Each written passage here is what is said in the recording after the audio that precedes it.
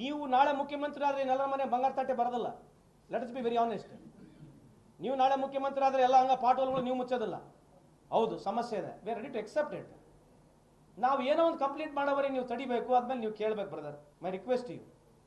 ನಾವು ಕೇಳಿರ್ತಕ್ಕಂಥ ಪ್ರಶ್ನೆ ರಾಜ್ಯದ ದೃಷ್ಟಿ, ನಾವು ಪಾಲಿಸಿ ದೃಷ್ಟಿಯಿಂದ ಮಾತನಾಡ್ತಿರ್ತೀವಿ. ನೀವು ಕಿರಣ್ ಮಜುಮ್ದಾರ್ ಹೇಳಿದಾಳಂತಂದ್ರೆ ಕಿರಣ್ ಮಜುಮ್ದಾರ್ ಪರ ಬಿಜೆಪಿ ಸರ್ಕಾರದ ಕೂಡ ತಪ್ಪು ಮಾತಾಡಿರ್ಬೋದು, ಈ ಟೈಮ್ನ ಕೂಡ ತಪ್ಪು ಮಾತಾಡಿರ್ಬೋದು, ಅಥವಾ ನಮ್ಮ ವಿರುದ್ಧವಾಗಿ ಮಾತಾಡಿರೋದು. We welcome it. Anybody who is criticising my government, I respect it. It doesn't mean that we are 100% proof. ಅದನ್ನ ಓವರ್ಕಮ್ ಮಾಡಬೇಕು. ನೀವು ಅದೇ ಕೇಂದ್ರ ಸರ್ಕಾರದ ವಿರುದ್ಧ ಯಾರನ್ನ ಟ್ವೀಟ್ ಮಾಡಿ ಕೇಳ್ರಿ ನೋಡೋಣ. ಇದೇ ಕಿರಣ್ ಮಜುಮ್ದಾರ್ಗೆ ಮಾಡಕ್ಕೆ ಹೇಳ್ರಿ. ಕಿರಣ್ ಮಜುಮ್ದಾರ್ GST ಬಗ್ಗೆ ಮಾತಾಡಕ್ಕೆ ಹೇಳಿ, ಯಾಕೆ ಮಾತಾಡಲ್ಲ? ಹೆದರ್ತಾರೆ. We are proud, our government is democratic government. Anybody can. ಇದೇ ಬ್ಯೂಟಿ ಆಫ್ ಡೆಮೋಕ್ರಸಿನಲ್ಲಿ. ಎಸೆನ್ಸ್ ಇದೆ, dissent is essence of democracy. ನೀವು ನನಗೆ ಏನಾರ ಕೇಳ್ಬೋದು, ಏನಾರ ಹೇಳ್ಬೋದು, ಬೈಬೋದು. We are happy to it. ಅದೇ ಕೇಂದ್ರ ಸರ್ಕಾರ ವಿರುದ್ಧ ಮಾತಾಡಕ್ಕೆ ಹೇಳ್ರಿ ಯಾವುದೋ ಉದ್ಯಮೆದಾರರಿಗೆ. ಇದೇ ಕಿರಣ್ ಮಜುಮ್ದಾರಿಗೆ ಒಂದು ಟ್ವೀಟ್ ಮಾಡಕ್ಕೆ ಹೇಳಿ ವಿರುದ್ಧವಾಗಿ ಮಾಡ್ತಾರ? ಮಾಡಲ್ಲ. ಭಯ ಇದೆ.